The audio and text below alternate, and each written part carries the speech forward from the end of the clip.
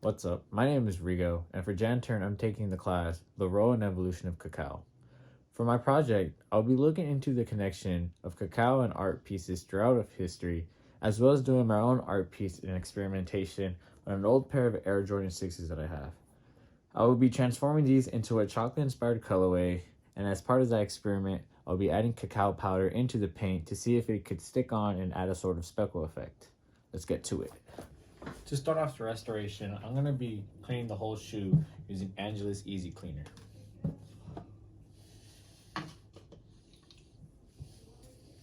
Have it in a bottle. And just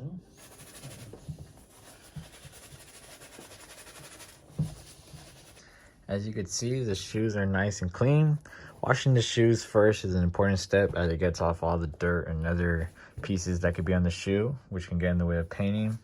And for the next step, as you can see, for this being a shoe that's over 13 years old from 2010, it has some wear and tear. So the next step, we're gonna be getting all this cream cheese out of here and preparing the shoe for a reglue. Let's get it. To start off the regluing process, I'm gonna be applying Angelus Clear Shoe Glue Cement on both sides of the shoe, and I'm gonna let that sit for 30 minutes for the glue to set and to begin to get ready to glue. And after 30 minutes, I'm going to apply another layer, which will then be left to dry for 1 hour. Let's go ahead and add the first layer here. You want to make sure you get it nice and evenly around everywhere. Now that 2 layers of glue has been added and the shoe has been sitting for over 2 hours, we're going to go ahead and heat up the glue to activate the glue. Now we stick it together.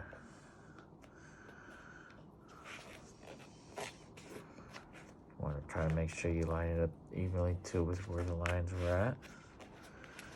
Give it a nice firmness. And next what we're going to do, we're going to clamp this up using these clamps I have so it could hold the shape. And we're going to leave that overnight so it could hold the position. And now that we have it all set and clamped up, we're going to leave it overnight for it to finalize. And we'll check back on it and hopefully you got a good shape.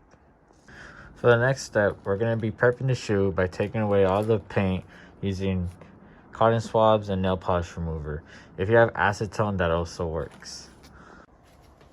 As you can see, I have safety equipment on, as acetone could be a pretty harsh chemical to digest. But it does a good job in taking the paint off. This part was a lot more tedious, but after a while scrubbing, the paint will start to fade off and look unpainted like this. And this will get it ready to receive new paint.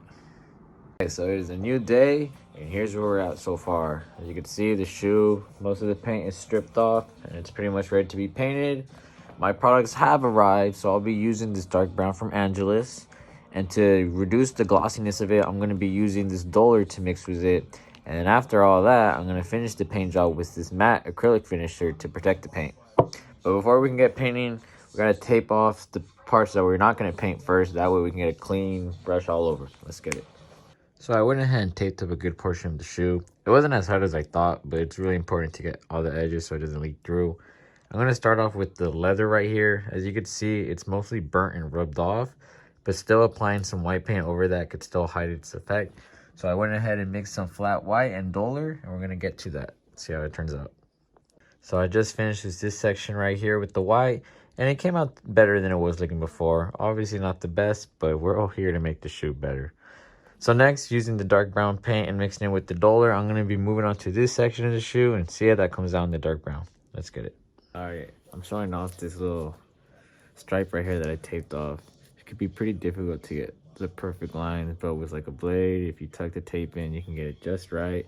And it makes the job a lot more easier than just going free-handedly at it. And I'm going to see if I can go ahead and get this all on camera. It's going to be looking nice and white.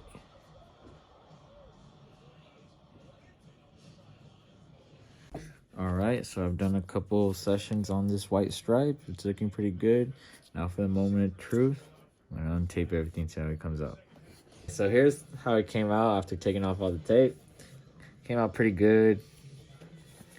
Shoe definitely has new life. You can see the brown and the white. And so next, as part of the experiment, I'm gonna be shredding some chocolate, mixing it with the brown paint, and I'm gonna see if I can make a sort of speckled effect like on this shoe right here with the white spots on it. Let's try it. All right, I got the shoe taped up one last time. And here we have our chocolate brown pink concoction mix. And we're gonna see if that could stick onto there.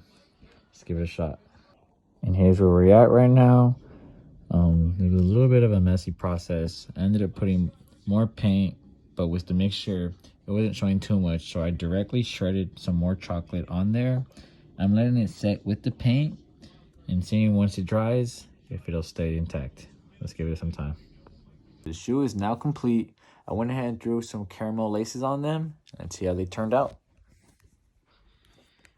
So as you could see, chocolate did a nice job in adding that texture, stayed on. Caramel laces had a good touch. Here's the other side, same thing. Chocolate looks pretty cool. I gotta say, I'm pretty happy at how these turned out. So in doing this experimentation, turns out that chocolate could indeed be used in paint jobs. And I'm proud of the results. And thank you for watching.